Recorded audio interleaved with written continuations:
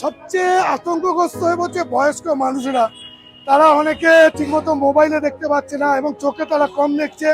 তারা আরো আতঙ্কগ্রস্ত হয়ে পড়ছে, কারণ আমাদের নাম থাকবে কি থাকবে না সেই চিন্তায় তারা আসছে অসুস্থ শরীর নিয়ে, তাদের নাম আছে কিনা তাই জানার জন্য। তারা অনেকে 4 তলা 3 তলা বাস করে, তাদের অনেকেরই নাম আমাদের এখানে বিল্ডিং এ বাদ হয়ে গেছে। তারা 2002-তেও ভোট দিয়েছে, তা সত্ত্বেও তাদের 2002-এর নাম নেই। সাধারণ মানুষকে তো হ্যারাসমেন্ট করা হচ্ছে না, হ্যারাসমেন্ট এইভাবে পুরনো কোথায় মানে 2002 সালের নথিপত্র খুঁজে বের করে তারপরে ভোটার লিস্টে তাদের নাম আছে কিনা খুঁজে বের করা খুবই মানে অসুবিধাজনক করছে। বয়স্ক লোকদের তো বেশি আরো অসুবিধায় পড়ছে তারা।